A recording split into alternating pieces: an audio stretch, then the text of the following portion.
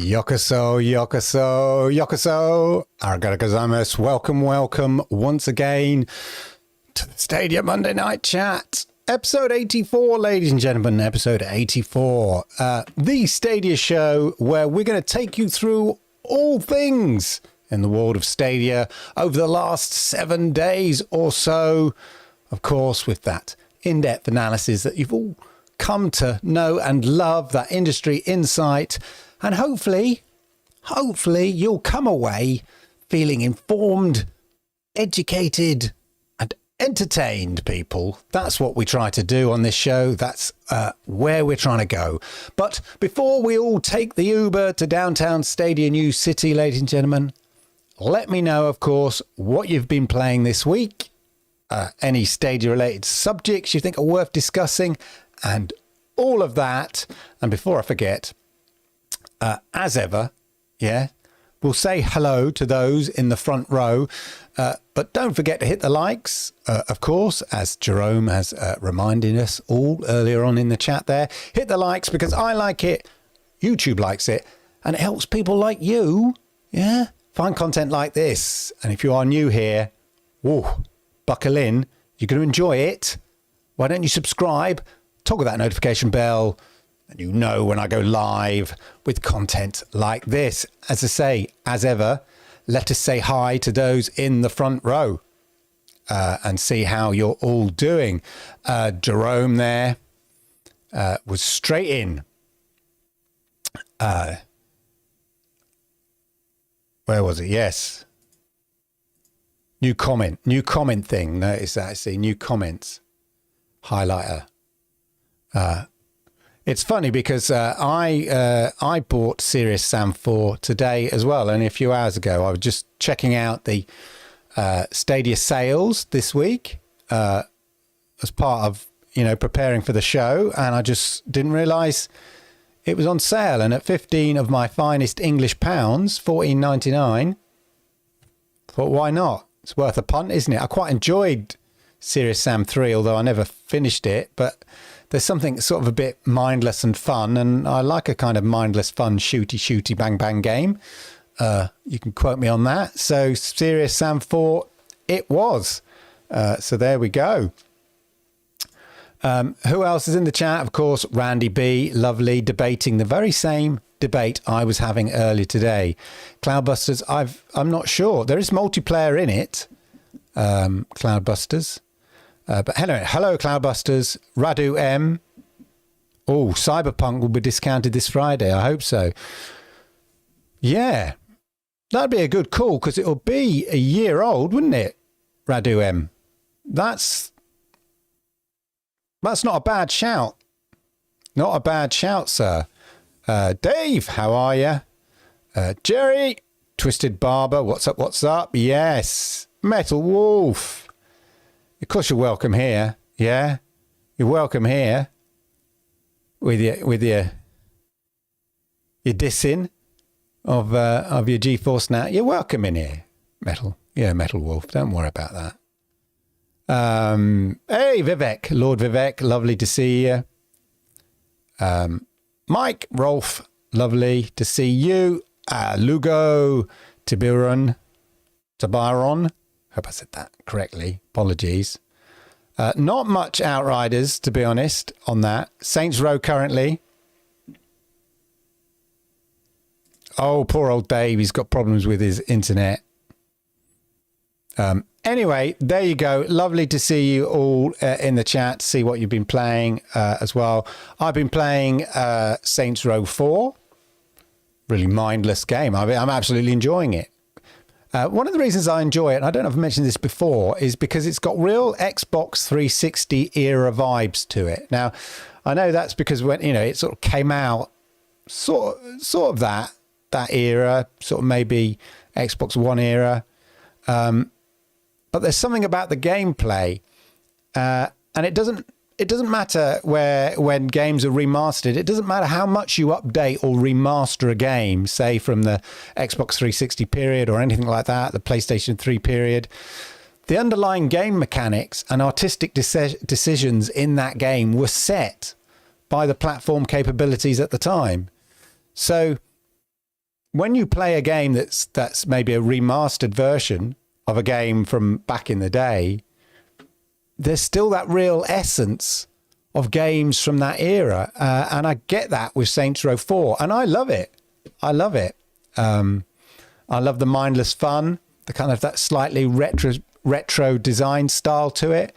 I love the way it just hits the right notes in terms of giving you a sense of empowerment when you pull off a really cool move or you blow something up. You know, it's funny, it's cheeky, it's popcorn gaming, folk. From the era, that 360 era kind of thing. I think it was popcorn gaming. I don't know whether it's just me and being nostalgic, but I just love that. I love that whole kind of feeling. Also, Dirt 5. Pro game from last week, of course. Loving that as well. I don't know what setting I've got on it, but most of the tracks and races are fine. You know, I'm going through that qualifying period quite easily. There are a couple of tracks, or more like vehicles, I have issues with.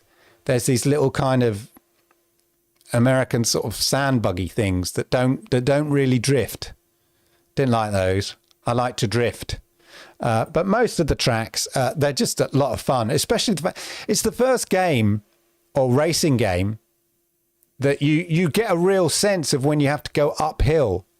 You know, most racing games are fairly flat. They're either circuits or even rally games, but there are distinct bits where you sort of having to go up a hill and turn a corner, and you're already losing speed, so you don't have to slow down as much on that corner. But when you go down the hill, you have to...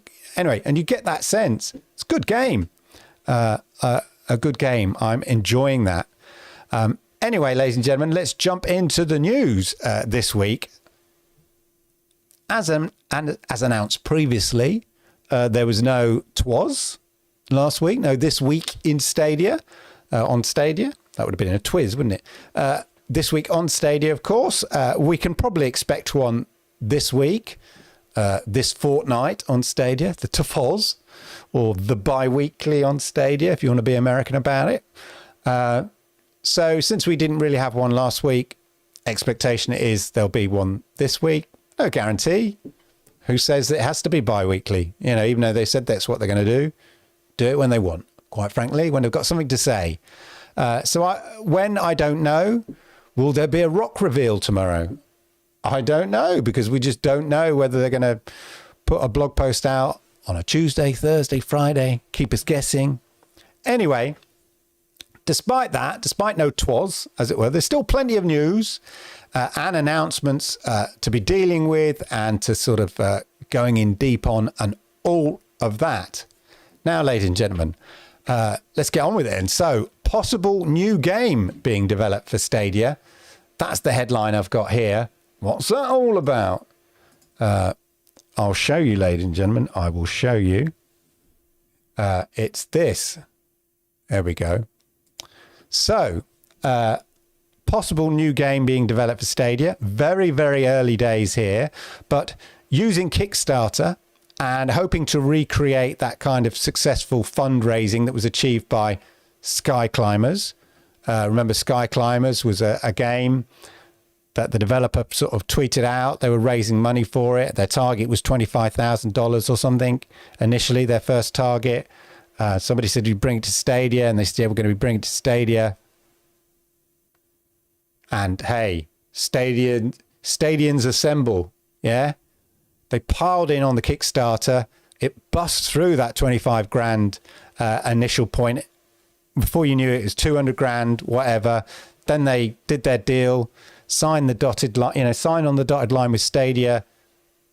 Success. And that was driven, 80% of that funding, I reckon, initial funding on the Kickstarter was driven by the Stadia community. So great stuff. Sky Climbers. And Sky Climbers is meant to be coming out soon, I think, actually, or at the end of the year, I think. Anyway, like that, there is this game called Soul Passage. So he's a Soul Passage. Soul Passage. Anyway, enough of that, right? By a Turkish developer. I think he's Turkish. Anyway, Stadia Source did a great interview with him. So check that out. As I say, there's a great interview in Stadia Source with the developer behind this title. Now, it is very, very early days. Their Kickstarter's not been funded. We can have a quick look.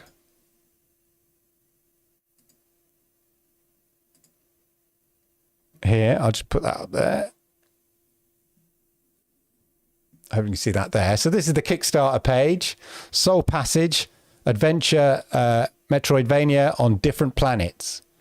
And the game, if it gets funded, is not due until about 2024. Will Stadia still be around then, Clyde? Yeah, all right. Also, yeah, so it's very, very early stages, and they haven't even sort of got the legal side of things in place with any platform yet. They haven't even started doing the deals with platforms, let alone Stadia. But it's very, very early days, as you could see. The Kickstarter's here. It's not launched yet. Maybe I should notify me on launch. I'm going to do it now. There we go. Saved. Right? Should have done that earlier. Apologies. But anyway, the fate, it says here, the fate of unbound souls is in your hands.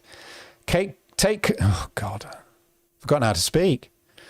The fate of unbound souls is in your hands. Take control of Obligor. Fight and explore different planets in the Soul universe, yeah?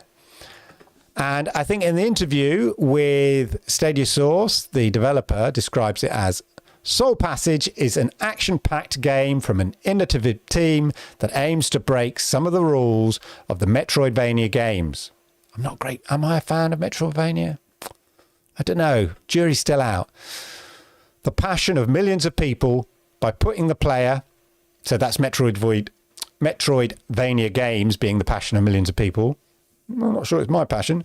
By putting the player in control of the skill tree along with the fate of the main character, Obligor, to embark on an extraordinary journey, ladies and gentlemen, through the Spiritus Porta. The Spiritus Porta, a soul realm filled with different planets that house diverse creatures, while you have countless extraordinary magic items and stunning weapons in your stash. Sounds good so far. Soul Passage allows you to explore the enigmatic nature of the story and relive the adventure with its various endings with the new beginnings. Wow. Placing the irresistible charm of a role-playing game, RPG, on the breathless combat that is the essence of Metroidvania games. Ooh. In addition to the diversity of the story, Soul Passage lets you add eccentric flavors to your enjoyment with its extraordinary, they love that, weapons and completely different fighting styles. So there we are. That is a description from the developer themselves. So there you go. Quite interesting. So I might, I'm all for, I've got a couple of Kickstarters actually. I've signed up to here, not just games. So I might throw some money their way. See how it goes. Let me know what you think. But there we are. Right. In other news, he says, Stadia is now rolling out options for their friends in game without an invite. Yeah. So apparently, yeah. Stadia now rolling out option for their friends in game to join a game without an invite, according to 9 to 5. So let's just go to 9 to 5 here. As you'll see here, apparently this feature, ladies and gentlemen, is overdue. Is it overdue? I didn't want it. I'm not that bothered about it. I don't want my random friends jumping into a game I'm playing. Thank you very much. Is it overdue? Anyway, according to 9 to 5, it's overdue. It's overdue. We've been waiting for this. Where is it? Come along.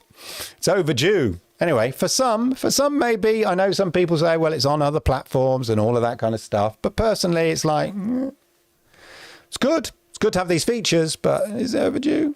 What I'd prefer to have is a way to sort of, in your friends list, have a kind of, create a special set of friends that always sit at the top. So when you're searching, so you have, say, a handful of 10 rather than all 200, friends, Stadia friends. You've got your kind of elite crew that you might be wanting to play with all the time. Anyway, we can look at more about this story. Stadia adds overdue support for players to join their friends in-game without an invite. And so they set up here, who is it? Ben. Cheerful Ben. Of course it's Ben. Wouldn't be Kyle. Kyle's a bit more cheerful. Ben. Come on, my darling. Google Stadia launched without a lot of its promised unique features. But over time, those have arrived, yeah. What's arguably worse, though, is that many basic features of other gaming platforms have also been missing. Ben's not happy about it, ladies and gentlemen. He really wanted his friends. He really wanted to jump into his friends' games from day one. Ooh. Today, one of those basic features... Ben, I'm joking. Today, one of those basic features is finally arriving as Stadia rolls out the ability for players to join games without an invite. And so rolling out now to all Stadia players, this new option appears in the privacy menu. I'll be switching it off. When activated, it allows players to join their friends in other Stadia games, assuming multiplayer is supported, or at least that's how it's supposed to work. And there are select games, so it only works with select games, apparently. And then Stadia have kindly provided a useful guide for this overdue feature. Stadia, it's overdue. You haven't handed in your homework, Stadia. Here we go.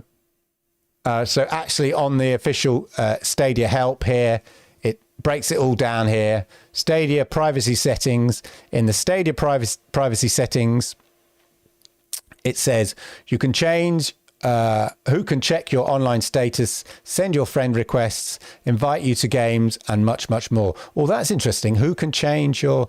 Can you select the actual people who can see your online status? Anyway...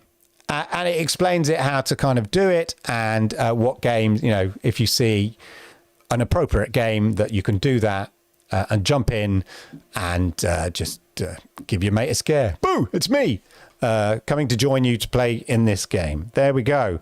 But anyway, as ever, they're constantly, Stadia constantly tinkering, adding features. This is the Stadia way. This is the way. This is the Stadia way, and it's no surprise really, but we know that that's how Google operate, constantly just adding features, tinkering, whether it's G Home or whatever, they're constantly adding little features. So it's great to see features like this being rolled out, and it is a key part of a lot of consoles. Joking aside, having a little go at Ben there. I'm only joking, Ben. I don't mean it seriously. It is a major feature of a lot of other platforms. So good to see that they're rolling out for Stadia and all of that. Let me know what you think in the chat, of course. Now, talking of invites and playing with your friends, ladies and gentlemen. Yeah, talking of that, he says, get rid of that. Talking of that, the tinkering doesn't stop there. No, that's not it. Ooh. Yes, here we are. Talking of playing with friends, this was it. This is what I was looking for. Of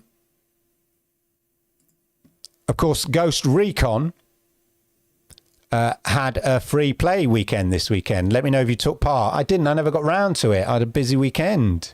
It was entertaining. It was entertaining. So I didn't get a chance to play. But anyway, I'm just going to mention that there was, of course, it's over now. I think it ended today. I think so.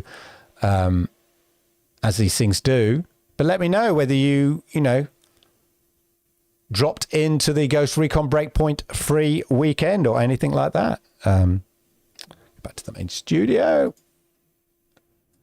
Anyway, ladies and gentlemen, so there we are. So that was, perfect. Play with your mates. That would have been a perfect opportunity if the functionality was in that game. I'm not sure whether it was, but you can jump in with your mates. And you could have played with your mates, you see? But let me know whether you did partake of that free weekend.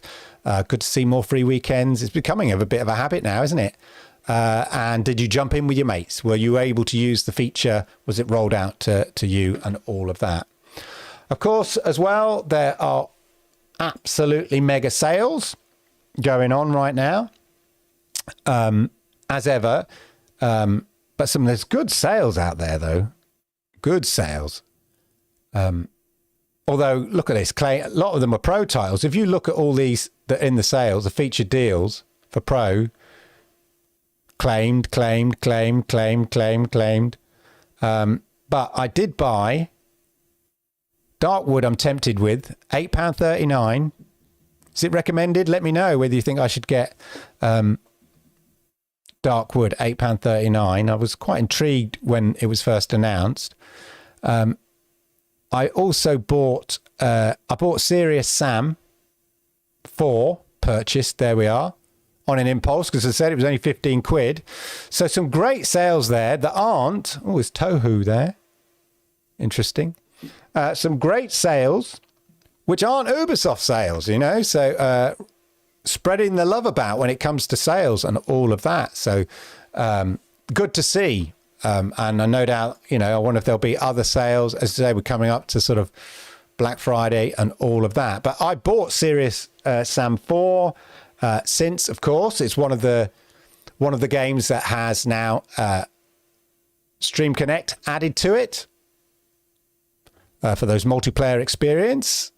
So let me know if you've taken advantage of any of the sales this week. But there's some good prices in there. But the tinkering, talking of the tinkering earlier on, the tinkering doesn't stop there, ladies and gentlemen. Oh no. It seems... Call this one up. This thanks to 9 to 5 here. The tinkering doesn't stop. 9 to 5, Google have, of course, done another APK unpacking. Yeah, looking under the bonnet, under the engine. Yeah, looking in the engine, the underlying engine of the Stadia app to see if there's any clues to the future. And there are suggestions, according to this, that the Stadia app version 3.41 hints at Dolby surround sound coming to Chromecast. Just Chromecast? That's what they seem to be speculating, which seems a bit odd. But since Dolby surround and Dolby Pro and things are a big feature of my LG C1. Yes, of course, OLED C1. Of course, I'm going to get my LG OLED C1 mentioned today. Yeah, that has a big feature on the whole kind of Dolby Pro aspect and all of that. Quite interesting if it's coming to that, or the functionality is coming to that. So according to this, where they've decompiled the latest version of application that Google uploaded to the Play Store, bearing in mind, some of these features may appear, some may not, and a lot of it's speculation. They're looking here that there is code that says enable Chromecast Dolby surround sound options. So there are some issues with the current, as I understand it. I'm not a technical expert, but I take my hat off to 9 to 5 here. Who is it? Kyle, I take my hat off to you. Yeah. No. Yeah. Kyle. In this article, go out and read it, 9 to 5, Google. They go on to explain about how the sound is uncompressed, and that allows them to give 5.1 surround sound and all that kind of stuff. And Dolby doesn't quite work, but it can cause problems with certain people who have to make a choice between, according to some people on subreddit, the Cheerful Charlies on subreddit, some setups force users to choose between the 5.1 LPCM audio, so that's the sort of the digital signal for the audio, linear pulse code modulation, apparently. Anyway, they have to make some users have said they had to make a choice between that 5.1 and 4K HDR video. And Dolby Digital, which will be compressed and then uncompressed, apparently, might be a solution. But the weird thing here is that it says enable Chromecast Dolby Surround options. It doesn't say Chromecast Google TV, or it doesn't say Google TV or anything like that. So there is speculation in this article that it'll only be with Chromecast. But since they're sort of phasing out the use of Stadia on Chromecast and focusing on the Chromecast with Google TV and Google TV in general, that does sound a bit weird. But anyway, there's references here, preference client, transcode, Dolby Surround 5.1. So could we be seeing, with this constant tinkering, could we be seeing Dolby Surround, Dolby Pro being introduced to Stadia as another feature? Constantly tinkering. This is good stuff. Constantly bringing us new features, new items, etc., etc. So there you go. And talking of tinkering, really, there was a new Stadia blog post. Occasionally Stadia do blog posts about what they're doing, really insightful stuff about what they're doing behind the scenes. Yeah, but Stadia aren't transparency. I want to know what they're doing. They literally explain some behind the scenes stuff, more engineering stuff than business stuff. But why would you want to share the business stuff? You want to keep that under your hat. But some of the exciting things some of the developers and engineers have been working on, they share on the Stadia development blog. And they shared something last week, which was very, very interesting. And I'll share it here, ladies and gentlemen. So this was on Stadia blog post here. Channels. Using the cloud to scale production play tests and closed betas. So this whole article is, it kicks off about Stadia players. So Stadia players. So it's important to bear in mind the language used here. It makes a distinction between the Stadia players, the consumers. We are the consumers. Stadia players have already experienced the benefits of playing in the cloud. No downloads, no updates. We realize, this is Stadia, we realize these benefits could also, in addition to, as well as, before anybody goes, oh, they're just going to focus on the technical side and forget about consumers. Also, in addition to, yes, apply to developers who have use cases for releasing content to trusted members of the public before launch. So that could be for distributing content for playtests and beta, managing downloads and updates, ensuring players have access to the correct build. So this is if you want to test a game in a closed environment or with a sort of select group of the public to do proper QA testing. Security and trust, ensuring that only trusted testers have access and that it's revoked at the end of a session when necessary. So you'll have your QA within a developer. You'll have your QA testing. Some have them published as well, testing the games. But sometimes you might want to widen out that testing, especially if it's a multiplayer game. And so you might have a kind of select group of testers beyond your sort of paid for QA testers. And what they're saying here is the power of the cloud, what Stadia can do is offer a very simple solution to making sure that, players can test out these things without downloads, with the most latest version of the game that they want testing. So developers can use channels. So we've spent the last year, so this is what they've been doing behind the scenes. We've spent the last year working to bring these benefits to them, developers, this is. Starting now, any Stadia partner, so any developer, Stadia partner, not Google partner, Stadia partner, can use the cloud to iterate on playtests and closed betas faster than they could before using a feature called channels. Now, bear in mind, this isn't just about games or developers who are developing games specifically for Stadia. This is available for people who are developing games that may not be releasing on Stadia. Now, obviously, it's a doorway to that, but it's not exclusively targeted at Stadia games. Developers can use channels to set up a pre-launch playtest or closed beta with a build and storefront of their choice. So that kind of sort of, like a bit like the AT&T having its own storefront, that kind of white labeling aspect to it. But it's offering these sort of tool set here so that they can manage the players who have access to these playtests and choose whether to keep or revoke each player's entitlements at the end. Once publishers have iterated and created a new binary update, they can make it available instantly because players don't have to download new builds. And then they talk about specific case studies. So this is something they're doing already. A developer wanted to run a 500 user player test. Now, we don't know whether this was a Stadia game, as I said, or another game, a non-Stadia game, to test their cross-platform multiplayer feature, but didn't want players to keep the entitlement. So I remember when, this is an Xbox game, but it was Sea of Thieves. Before Sea of Thieves was launched, there was sort of an insiders thing, and you could play it, and they showed you all sort of features that were coming and all that kind of stuff. Had to sign an NDA, but you could play it. And even when they launched it as Sea of Thieves officially, they still had their insiders group, which allowed you to play builds and features that weren't in the main game that they were planning, and then you just feed back to them what you thought of it and things like that. And I was in that and the Sea of Thieves, and it was quite interesting, and some things never saw the light of day, some things did. So this gives you that, although that's an Xbox example and I still had to download that game, this gives you an example of what could be done.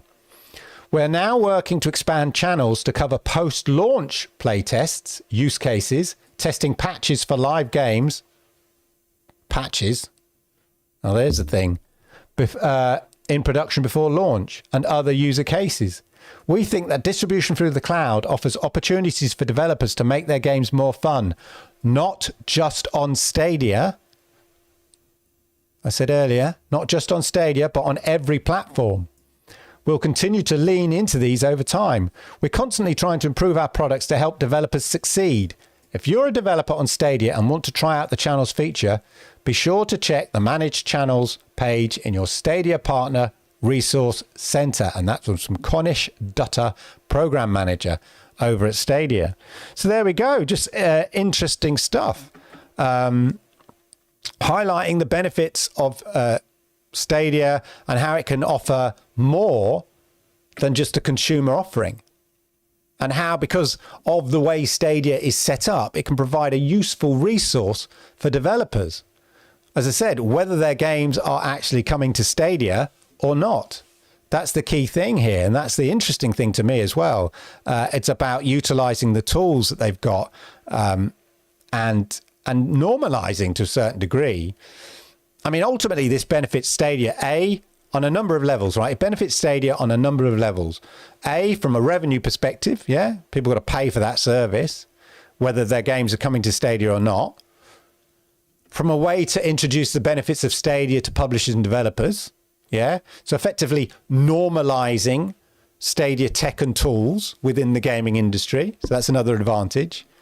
And then we see more and more developers looking at how they can run development studios, but with home remote working, Ironically, something that Haven Studios, of course, former Stadia first party boss, Jade Raymond, set up Haven Studios.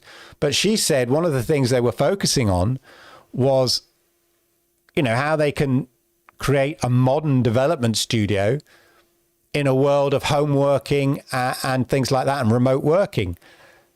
Well, Stadia can provide those cloud-based solutions. They provided it for the developers of Destiny 2, not just for Destiny 2's version of Stadia, but when the first lockdown kicked in, Bungie used Stadia to sort of help work on their builds globally, but remotely. And Sir Jade would have been absolutely familiar with that. So it's just really cool that they're looking at really pushing out that Stadia. We know Stadia are developing specific development tools, and one of the great driving forces behind that is that people are looking for tools in the cloud. You know, we're doing so much in the cloud, and they're building a platform with tools specifically aimed at providing and building games using the cloud. So it's interesting stuff. Interesting stuff. But ladies and gentlemen, talking of interesting stuff and the future and all of that kind of stuff, I think the most interesting story for the week, and perhaps the main discussion for this show, is this, ladies and gentlemen. This was featured in Tom's hardware. There was an AMD announcement here. AMD releases Radeon Pro V620 for cloud gaming and machine learning. What's this got to do with the month of Sundays, Clive? What's this got to do with anything? What are you talking about? Well, ladies and gentlemen, I will tell you what this has got to do with anything. As you know, or may not know, Stadia, the Stadia blades, what powers Stadia are Radeon cards. I forget which number now, but I'll probably come to it. I'll mention it anyway. So the Stadia blades are powered by AMD. So we've heard about GeForce now, NVIDIA, obviously upgrading. You know, of course, they're going to upgrade with their NVIDIA cards. That's what they're, it's all a bit of a marketing front for them anyway. They recently, GeForce Now, upgraded their servers with RTX 3080s. Note the claw-like quotation marks. I'll come to that later. Well, it seems that AMD are releasing these GPU cards for cloud servers specifically. So these are not consumer cards. These are, specifically for cloud serving servers, companies that have cloud servers specifically. And for example, Stadia, which uses the AMD cards. So this is quite interesting, I think. So it goes here. AMD has released yet another RDNA 2 GPU today, but not one you may expect. In a blog post today, we'll go to their blog post, the company announced the all-new Radeon Pro V620 GPU powered by RDNA 2 architecture. This GPU is designed to live in cloud servers and run tasks such as cloud gaming, desktop as a service, visual computing, and machine learning. So what is particularly interesting for us is that you'll see here. So what is the equivalent of it? So these are, as I was trying to explain to my friend at the weekend, these are for cloud servers. They're not for consumer machines. They're for servers. But you can work out their equivalents. Yeah. And it's the same with the GeForce Now and the NVIDIA RTX 380 update. I hate to break it to you. Yeah. GeForce Now fans. Yeah. They're not actually 3080s. Yeah. They're not actual RTX 3080s that you're playing on. But don't tell anyone in case they get upset. They're not really 3080s. I'll come to that later. Anyway, so the GPU itself, so this Radeon Pro V620 GPU is effectively, according to Tom's hardware, effectively a pro version, so professional version of the RX 6800 XT, which, as far as graphics GPUs are from AMD, are up there. Yeah. As Tom's hardware says, the RX 6800 XT is one of the best graphic cards on sale today. Both GPUs feature the same 4608 stream processors and 72 CUs there. However, the Pro V620 takes its memory configuration to another level by doubling its capacity to 32 gigs in order to handle more demanding tasks, etc. So there you go. If we go to the main AMD blog post, you'll see here, get rid of that. So this was the PR release here. AMD announced, this their blog post, their announcement. AMD Radeon Pro V620 GPU, built with the RDNA 2 architecture, high performance GPU acceleration, all of that.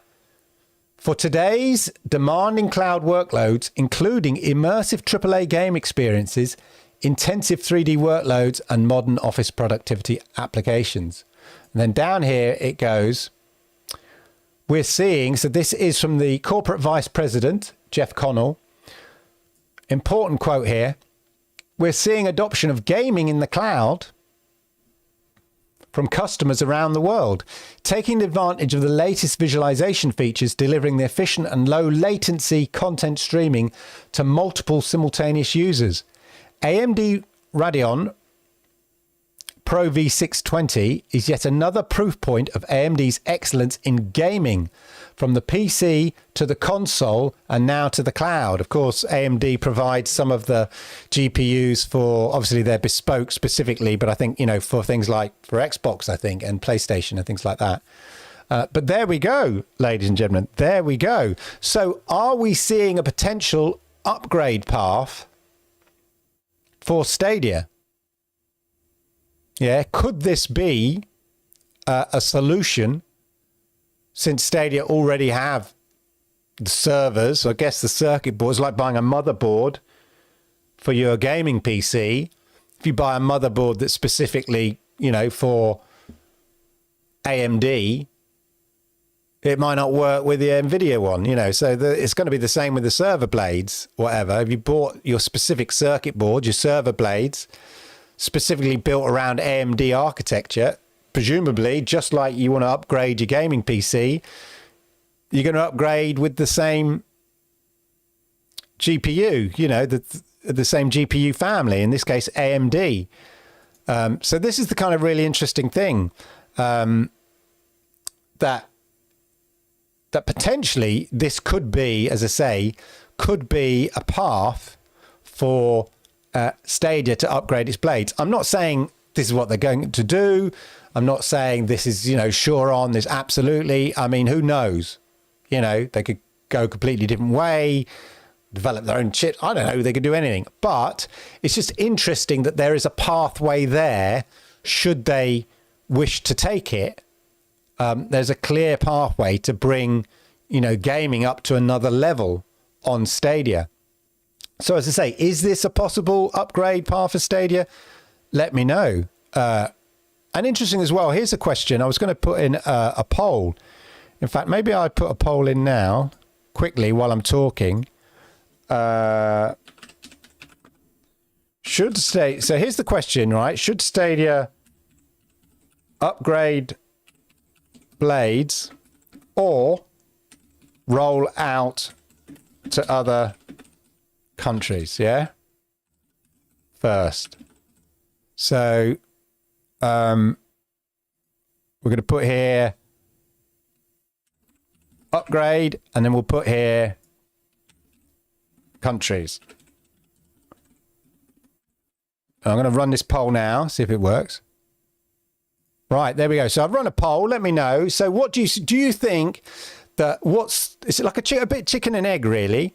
What do you think is more important right now? Stadia rolling out to more countries, first and foremost, or Stadia upgrading, say for example, using these AMD Radeon Pro V620 GPUs, and then rolling out to other countries? What do you think they should do first? Let me know. What do you think is a sensible thing to do? I'll be curious. Now, just for, okay, I'm not a technical person, you know, but I had PC specialists build my PC, yeah, because I was too scared to build it my own. I'm not that technical. I have a little understanding, but I'm a bit nervous about putting things together. But I have a little understanding of what goes with what and what works and all that kind of stuff. But just as an equivalence, yeah, just to get a sense of how the equivalent card. So this is, as I said, this AMD. So according to Tom's Hardware, this AMD Radeon Pro V620 GPU is the equivalent of an RTX, of the AMD, what was it? What did I say? Forgot what I said now. Which one? The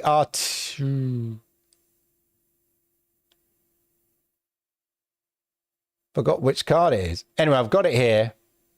Oh yeah, the Radeon 6800. That's it. The equivalent of a Radeon 6800. So here, just to give you a sense, because obviously GeForce Now offer the equivalent. It's not an RTX 3080, ladies and gentlemen. As I said, I hate to break it to you. It's the equivalent of an RTX 3080. You know, they're not actually consumer grade RTX 3080s. They're NVIDIA A10G cards built specifically for those servers. But it gives out roughly the same sort of power as an RTX 3080. So that's the equivalent. But anyway, so on that basis, right, that they're both equivalents of consumer grade cards, what we can do is look at comparatively how those cards rate. And Tom's Hardware did a handy little analysis here about so here we are, ladies and gentlemen. This is, so it's equivalent. This is AMD's equivalent to what NVIDIA have put in to GeForce Now. Yeah, this is their equivalent. This is their AMD equivalent to what GeForce have put in now. And here is a comparison of the GeForce RTX 3080, so on GeForce Now, equivalent, and the Radeon RX 6800 XT. And then it will do this thing, but it goes, the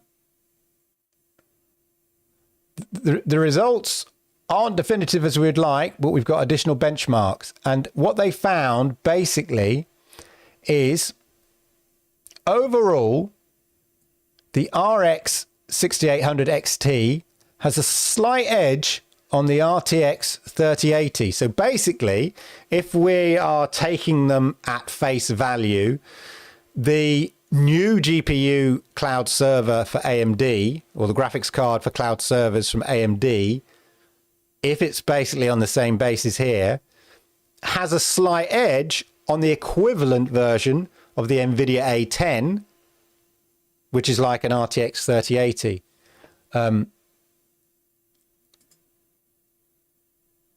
The 13 game average now puts the RTX 3080 slightly ahead of the RX 6800 XT in this one, flipping the 14p results. So that's interesting. So what are they saying?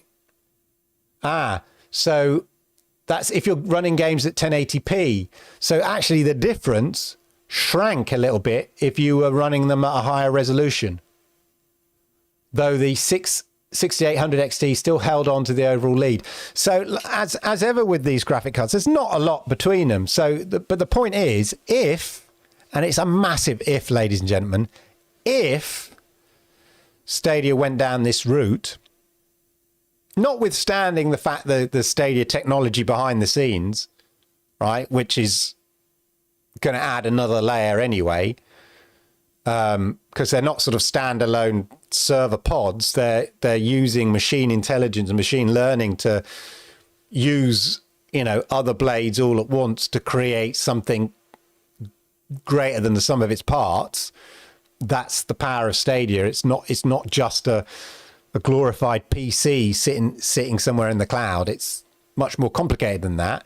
But in simple terms, if, and again, it's a massive if, it's speculation city, people, if Stadia were to upgrade this, it would effectively be the equivalent of the NVIDIA GeForce Now top tier. Interesting. So it'll be interesting to see if they go down that route at all. We don't know, but it's just interesting that suddenly, you know, a few weeks after NVIDIA upgraded their GeForce Now servers, AMD coming out, you know, as you know, they're constantly, aren't they? NVIDIA and AMD constantly trying to come out with a slightly better card. You know, so they're GPUs, but from a CPU point of view, I opted for an AMD because, hey, NVIDIA's for squares. But I went AMD for my CPU. No, Intel's for squares. Sorry, Intel's for squares. I went AMD for my CPU because AMD is slightly better when it comes to editing using DaVinci Resolve, according to numerous people. So that's why I opted for that, as well as it being cooler, I think, having an AMD CPU. Although, of course, I do have an NVIDIA graphics card. But there we go. But it's just interesting, as I say, so it'd be interesting. And again, you know, going back to my poll question, which seems to be going quite well, what we got up here, upgrades got 55% apparently. So that's quite interesting. So quite close there, 55%. I mean, the question is, does it make sense to roll out and then upgrade? Because then you've got, you know, or does it make sense to upgrade and then roll out? Or do you roll out and then do that upgrade later and just upgrade the European and the North American servers and then upgrade the new countries you've rolled out to a little later? Or is that fair? Does that make sense? To be honest, I don't know how they upgrade. I mean, surely they'd have to roll it out over time, but surely they'd have to switch the servers, you know, like, don't they have to turn them off somehow or reduce the capacity for a very brief while? Even if they sort of focused all the resources into sort of one small corner of the clouds, you know, of the cloud. Anyway, it's all speculation, ladies and gentlemen, all speculation. Upgrade is getting it. Now, are you voting because that's what you'd like to see or because you think that makes good business sense? Obviously, I think, you know, I think rolling out to more countries allows you to therefore make long-term investments because your user base is increased. And with those long-term investments, that would be investing in the hardware and stuff like that. So there we go. I just thought that was just really interesting stuff. As I say, it's complete speculation. I'm not saying here this is definitely what they're doing. I don't have any insight. I know no more than you guys know. It's just what we do know is that the Stadia server blades are on older AMD GPUs, and this is like, you know, with a gaming PC, this is an upgrade path should they choose. Oh, breaking news, ladies and gentlemen. Breaking news. Soul Passage.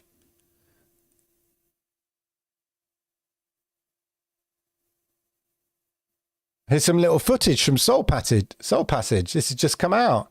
I think, so the game I was talking about, Kickstarter, coming first quarter of 2022. There we are. There's a little snippet of what they think the game might be. I think they've just tweeted it out. So like a 2D platformer. I mean, I think it's being developed by about 3 guys. There's one guy and his wife who was a nurse, according to Stadia source, and then decided she wanted to join in and learn programming. I mean, hats off to her. A nurse and then go and learn programming. She's obviously big brain. She's obviously got a big brain.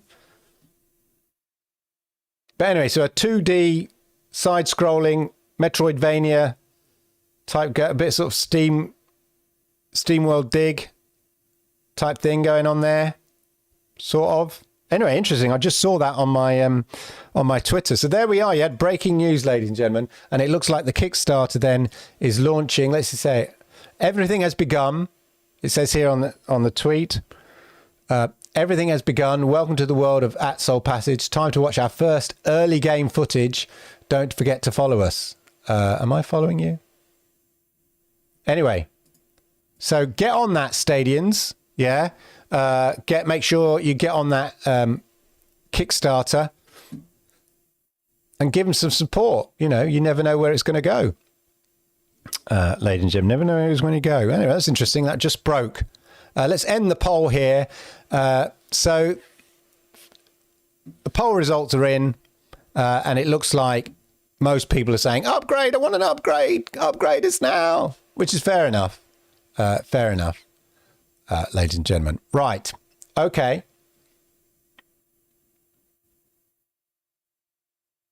And next week, ladies and gentlemen, next week, of course, we're getting into the Stadia anniversary week.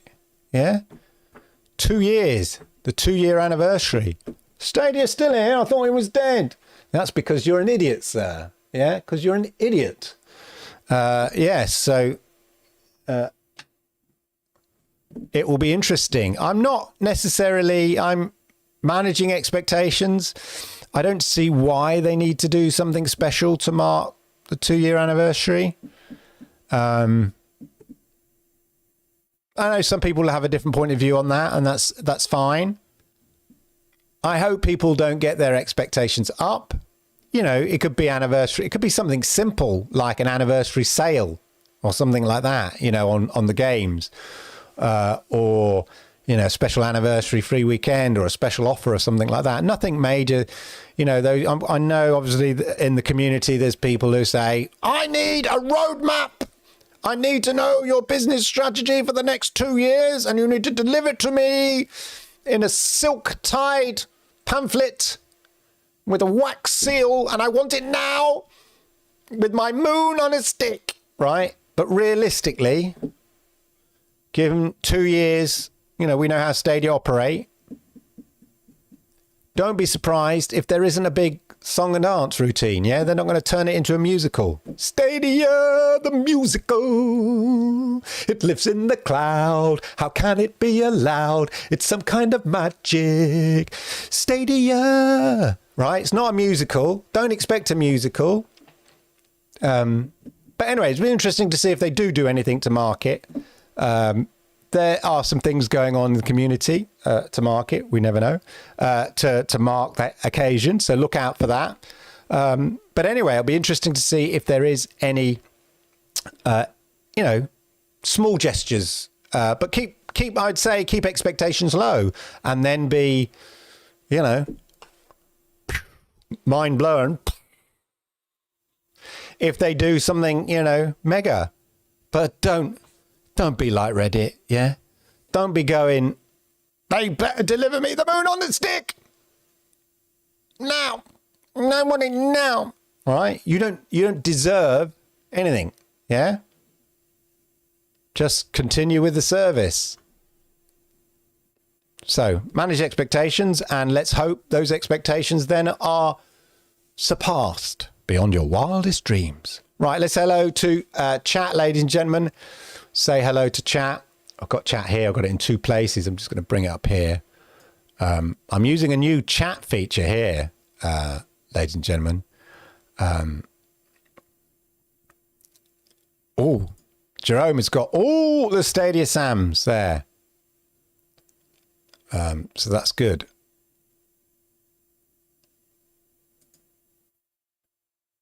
Yeah, I've not really featured any glitching on Dirt 5. Maybe once. Tiny glitch. once, maybe. I'm surprised at how well it's played. I remember watching Project Storm's streams, and occasionally there was a very minor glitch. No, it has, no, I lie. It has. Maybe it's happened more than once. In fairness, now you're traveling at such speed, it does affect you actually. So actually, I lie. It's happened a couple of times, but not much. Exactly, Mike. You know, and I've said, if anybody who's watched this channel, you know, I mean, I'm having a little joke with Ben there, lovely Ben Shoon from 9 to 5. You know, Stadia launched with, you know, with many of its promised features missing. I think that's a bit disingenuous. Yeah, and when you read that in the press, it's such an old trope. Yeah. It launched with many of its promised features missing. They never promised, like those, as I've said on this show many times before, to those at the back who weren't listening, Stadia never promised the features and everything they said Stadia could do. They never promised they would be available on November the 19th, you know, 2019 or whatever it was. Yeah. They never promised those things would be available day and date when Stadia officially launched. They specifically said, we'll be rolling these features out over time. Now, you can argue that they took their time rolling it out, whether COVID had an impact, but they did manage to get out all the features they said they would roll out in the first year. I think maybe one, if that, by the end of the year. So last year, by the end of last year, they rolled out all those features. So I always find it a bit disingenuous and a bit annoying when people go, oh, the thing about Stadia is it came out and it had all these features that they promised that were missing. They weren't missing because they were always planned to be rolled out later. I get it in the gaming industry. You expect, if somebody says, oh, it can do this and that, you know, when you buy, and that's because when you buy a physical product, it can do all the things the company says it can do straight away. But when you sort of dealing effectively with a virtual product, you know, they can iterate features and add these features as they go along. So I just find it slightly disingenuous when people say it's missing all the features they promised, when they never promised they would be there from day one. Now, you can argue about the speed at which some of these features appeared, the delay in some, you know, the search bar took, you know, all that kind of stuff. I get it. I understand that. But let's just be honest about what was said. And again, it goes back to that expectation. You know, arguably Google didn't manage the message effectively. And I think it's safe to say that because clearly the general response from a lot of the, you know, gaming press who were there, who had all the information. I have all the information. They have all the information. They have the same information I have. In fact, they probably have a little bit more information. And yet a lot of the gaming press seem to get it so dramatically wrong because they sort of forget the information they've got and don't go bother and check, like I do, what was said in March 2019 or in June 2019 or in August 2019, you know, paying attention. Yeah, I got my shiny apple from teacher. Did an essay on it. A+, Clive. A+ on all of that. But yeah, absolutely. As Mike said, them rolling out them features. Yeah. And it's good to see. Yeah. Bridge, controller bridge mode. All good stuff. Loving it. Yeah. I'd be turning off. Exactly, Jerry. I'm very fussy who I play with. Does that sound right? Does that sound right? Anyway, there we go. Oh, Jem did. I missed that. Igor. Hello, Igor. Welcome. Welcome to the channel, my friend. Jem did live YouTube on it. Oh, I missed that. I say I was entertaining. I was entertaining the lady. My lady friend. So I missed that, unfortunately. Jem always does a good live stream. Yeah, it is. Stream Connect is such a cool feature, especially in a game like Breakpoint. Absolutely, Ray. Absolutely. What's up? No, your mama knows. Anthony's in the building, everybody. Yeah, I've already got Cyberpunk, Igor, but yeah, that would be a good set, because I said it was a year old now. Yeah, Christmas deals, Black Friday deals. The difficult thing is with Stadia is, and the announcement is that I think Xbox have got their, I want to say 30th anniversary. That doesn't sound right. They've got some anniversary announcement around the 15th or 19th or something, 15th. And then somebody else has got some announcements. There's a few companies have got like some game announcements coming up. But the Xbox one, I forget what it is now, but there's some anniversary that they're announcing. I don't know. It could just, obviously it's Xbox, you know, the problem, you know, they're celebrating whatever it is, a 20-year anniversary or whatever it is, like a 20-year anniversary. Wow, look where we've come from. And then Google then celebrating two years. Yeah, two is nothing, is it? It's nothing. And so for the comparison, but people will compare them on the same level. And that's what I worry about. Look what Xbox are doing. They're celebrating they're celebrating their 20-odd year anniversary as opposed to 2 years. So people just compare the two, and I just think that, again, that's not really fair on Stadia. So a part of me thinks Stadia probably won't necessarily make a big song and dance, but maybe offer existing Stadia players some, well, there's some marketing opportunities there, but yeah, just lower your expectations. That's what I'm saying. Jerry says, I've already had Dolby surround sound. Clearly not. Had 5.1.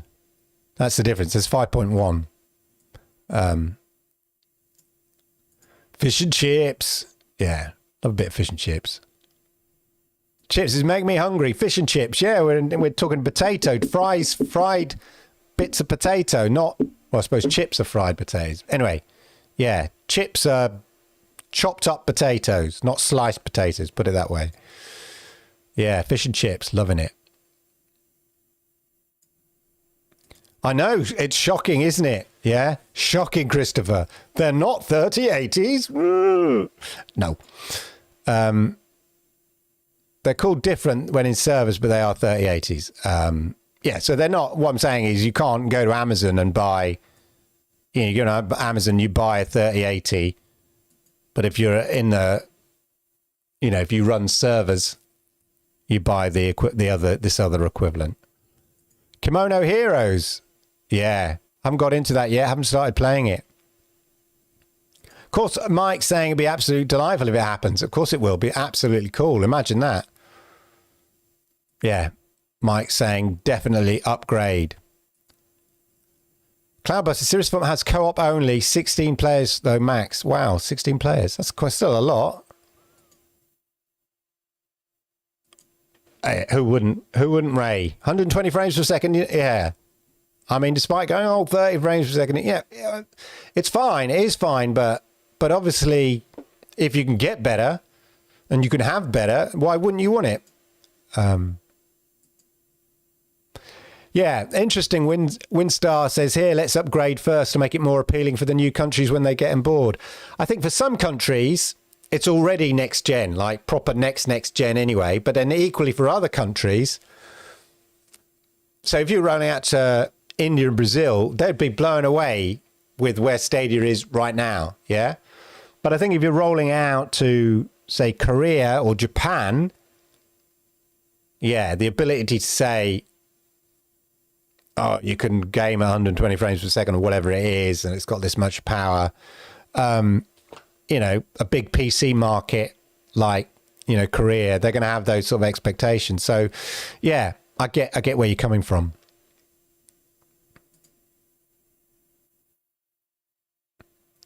I hope it will come in all of EU. After so many promotions for Stadia Premier, I don't want to spend £8 for a second-hand one. Yeah. I'm getting the A10G now. Do you set up your own server blades in your house, Consignio? Wow, you are an advanced boy. I can't say the graphics are just absolutely amazing. Wow. See, Cloudbusters is the person here. Oh, they put it. I see. You're talking about the whole upgrade. Yeah, obviously, if Stadia upgrade their blades, they're not just going to simply take out the existing GPU, stick in another GPU, slide it back into the blade, into the server tower. You know, they'll probably do other tinkering, I imagine, as well, just like GeForce did. It wouldn't make any sense.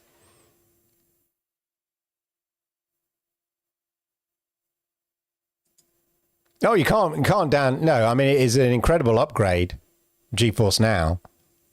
You know, in terms of upgrade, it's amazing. Oh, yeah, Consignio says, I have a 6800 XT and it's comparable to the RTX 3800, which I gave to my son. Interesting. Do you mean the RTX 3080? This is what I'm thinking, Randy B, from a business point of view. Roll out to more countries, get a bigger player base, money bag. I mean, usually put an icon in there. And then it gives you justification to invest in the infrastructure even more.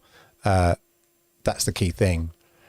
I'm going to get the guy who created this app to turn it have a dark mode on it, because I don't like white. It shines in my eyes. Let me just put it over here. It'll be less shiny. Less shiny. Right. So brand new app I'm using for my for these features here. Mike Rolfe saying an upgrade. Yeah, it's true. It's difficult, isn't it? It's difficult to work out. That's what I'm saying. You know, there are pros and cons of rolling out to other countries first and then upgrading, to then upgrading and rolling out. You know, I think if you upgrade and roll out, it's a double whammy, I think, isn't it? You get that double impact. And it sends out a massive statement to all the naysayers, doesn't it? Like a double whammy naysayer. Now I think about it. I'm thinking off the top of my head now. I haven't sat down and analysed this. This is what I'm just thinking, being spurred on by you guys here. But actually, yeah, you think about it. People going, well, Stadia really need to show their commitment to gaming, yeah? Right, well, if they go, well, I tell you what, we're rolling out to these countries and we're upgrading the tech at the same time. What a message that would send, not just consumers, but to the industry as a whole. Yeah, those pockets of the industry that might have doubts or, you know, concern, it'll be like, whoa, wow, these boys are serious. These boys and girls at Google are serious about this. They're not mugging about. So yeah, yo, Ron Slusher, how are you, sir? So yes, good shout out, Mike.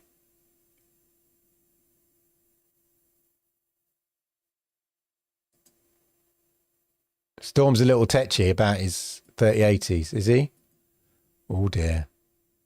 Hey Lee, how are you? I hope you're good, sir. I hope you're having a good time.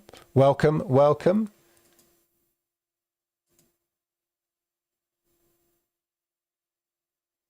You do. So Soul Home Studios suggesting you do your pro tier first across all the territories. Previous blades are ideal for the 1080p tier. Interesting. Yeah. So what, offer upgrade? Yeah, that one way you could upgrade the server blades and then just offer that to the pro level. And then 4K to everyone else. Could be a solution. I think that's what you're suggesting there. I voted for countries. Yeah. I think from if you could do both, I think you'd do both. I think if you had to make a choice, I probably think roll out to the countries, because obviously you want to convince developers, publishers to bring their games. And if you can say our user base is X, they don't really care. I mean, look, developers don't care whether you don't have the latest tech, because developers port their games, you know, Take-Two port their games to Switch. Okay, but because it has a massive user base, and yet tech-wise, it's nothing like an Xbox Series, X or a PlayStation 5 or anything like that. So it's player base, ka-ching, ka-ching, which encourages publishers. So that may be a good reason to roll out first if you have to make a choice. So there we go. Cult Stadia just wants to get angry with people and play PvP. I get it. November the 19th. Yeah. Radu M says another 3 months free, please. Yeah. Remember when we got that? That was good. And we got that extra 3 months for those that were founders. And then there's a special offer, and they offered that special not just for new members, but to existing members. So that first year, I think we only then paying for about 6 months or 5 months. I think we got 2 months extra. I can't remember now. So we had 3 months initially, and then another 2 months later in the middle of the first year. So I think we only paid up for about 7 months, if that.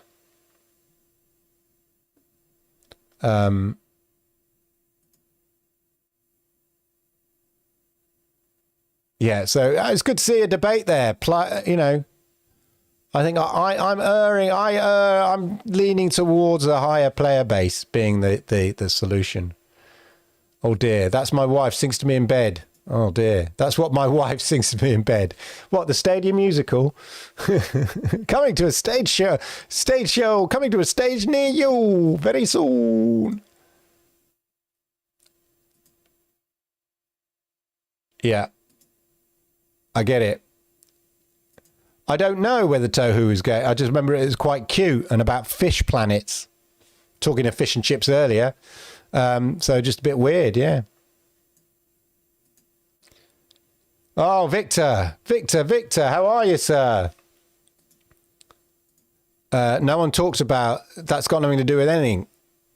There's got nothing to do. Oh, I'm not going to get dragged into it, Victor. I know you just come on here to drag me into this. There's nothing to do with promised features being rolled out over a period of time. Just by the by. That is equivalency. Yeah, thank you. We're talking about upgrades. I'm glad I'm not the only one that's thinking it. Okay.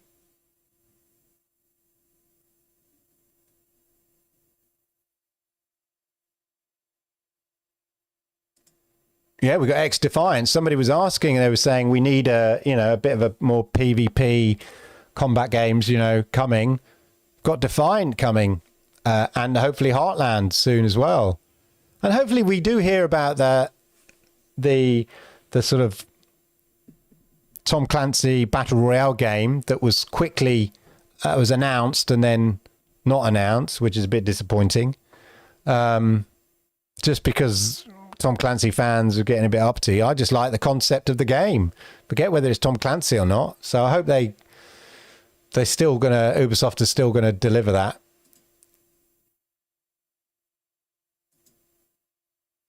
I think in retrospect, I admire their ambition, but I think in retrospect, anybody in easy retrospect to say that maybe it was a bit ambitious at the time, but I think when you're starting out a new company, a new site, it's easy. It's the emperor's new clothes. It's easy to convince initially senior management. It's like an internet bubble, isn't it? The senior management don't always know, and they've employed you because you know. They've employed Phil Harrison, and he's got all these people involved, and everybody's in with the vision. And when they're telling the senior management about it, senior management don't really know, and they're taking you at your word. I've seen this happen before. And then when the reality of it, or the situation of COVID come in, and they look and they see what Xbox is doing in terms of, the only way they could see they could, really focus on in-house games for Xbox to create exclusives and stuff was to spend $10 billion to do it. And that's a company with 20 odd years experience going, well, we're not going to build our own studio. We'll just buy one for $10 billion. So effectively, that's what it costs, or potentially. And what was happening at Amazon with New World at the time, and not just New World, the other games. So yeah, so maybe reality and other things kind of hit home. So it's easy in retrospect to think, you know, perhaps they shouldn't have done it. But I can understand at the time being kind of dragged in and into the hoopla and the bubble and that kind of stuff. But now I think they've got their strategy. They know what they're doing. They're going in the direction they need to go. They've got the data back. You know, they've got 2 years of data for which to make and inform their business strategy, in the same way they had 12 months of data to show where the business strategy needs to go. And we've seen that strategy that they said that they were going to now employ from February onwards. We've seen them take that path. On this show, I constantly go on about it. So it'll be interesting to see. We see more of that as we go on. Anyway.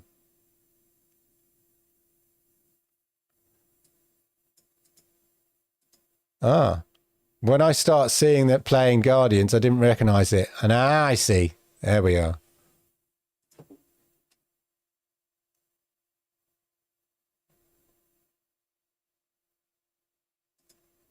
I think a lot of people are making it very clear. It's speculation. So not really a problem. You are allowed to speculate. No problem with that. Geek the Sneak, lovely to see you, sir. Yeah, I've said it before, Stadia Revolution. Companies don't have a knee-jerk reaction. You know, just because GeForce now upgraded doesn't mean Stadia going, oh, wow, brilliant, what a great idea, let's upgrade. You know, it could well be on their development map, you know, their business strategy, but, you know, in 6 months' time. 7 months, whatever, again, speculation, but they're not, it's probably already in their plans. Just because GeForce Now do something, you know, these are big, like, it's like oil tankers. You can't turn them on a sixpence, on a tiny coin, or for our American friends, you can't turn it on a dime. It takes, you know, you got to set its direction, and any changes to that direction are quite slow to make. So yeah. Absolutely, Stadia Revolution. But what is interesting is that AMD have announced these cards, so at least it provides a possible, as I said earlier, a possible upgrade path. And they would have known about it. It won't be a surprise. Let's be honest. It wouldn't be these cards. They would have already been in discussions with AMD, in the same way that, you know, PlayStation. You know, Sony PlayStation and Xbox are probably already in discussion with AMD about the next chip that they're going to develop for the next PlayStation 6, if there is one, or the next version of an Xbox, if there's going to be one. These conversations take place really, really early. And equally, I have no doubt that Google are in conversations with AMD about things, and I knew about these and factored it into their business strategy. So again, entirely speculation, but I'm sure if upgrades are a factor, it's already calculated for. It's already in the finances. It's already in the accounts. It's already booked. You know, planned. When, I don't know, but I'm sure that's the plan. But yes, Stadia Revolution. Big companies don't do knee-jerk reactions like that. So anyway, thank you, Cult of Stadia.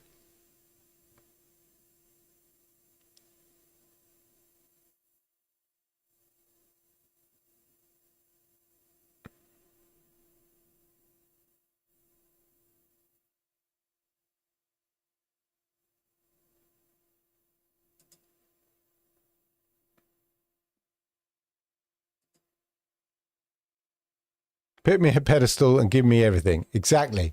I want it now. I want it now. I hate the fact that this little this actually doesn't give you the emojis. That's a bit rubbish. This little app, this new app. Do you like my new app here? Somebody say something nice that I could that's not insulting somebody. Look, stop fighting and arguing in the thing. Here we are. Bring it in its present form to Brazil, India, and Mexico, and go there. Jeez, yeah, they'd love it. There we are. And here are Brazil, Here's FIFA. I don't know any Portuguese, so I don't know what Viva. I don't know. All I'm thinking of is that Nintendo game with the maracas, with Carnival songs, Brazilian. Anyway, whatever. Yeah, roll Stadia out to Brazil and go, yeah, it's FIFA 22. Roll it out to India and go, there you go, here's PUBG. Although, in fairness, the PUBG mobile version is so ingrained with Indian gamers that I'm not sure they would be that bothered about having, being able to play the AAA version on their phone. Do you know what I mean? It's like it's trying to change a habit of, not a lifetime, but habit. And the PUBG mobile version seems to get really good updates, like really interesting features. There was a recent PUBG update for PUBG Mobile, and I didn't realize it was PUBG Mobile, and I was really excited.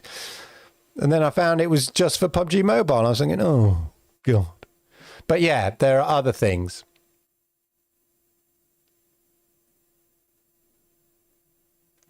That would appeal. But yeah, definitely. Right. It's nice to see you having a kind of robust conversation. I think, yeah, as I say, I'm curious. I just have this curious thing, Winstar, that whether actually PUBG would be the game that really, cracks the Indian market as far as Stadia is concerned, when, the PUBG mobile is so popular. But there are other games that equally, I'm sure they would love the opportunity to play that there are not mobile versions of, and to give them that AAA gaming experience on their phones. So it'll be interesting. A month and a half left in the year. Yeah, I wouldn't be surprised, Jinx. I wouldn't be surprised. I'd like to think that Stadia have got something planned. Yeah.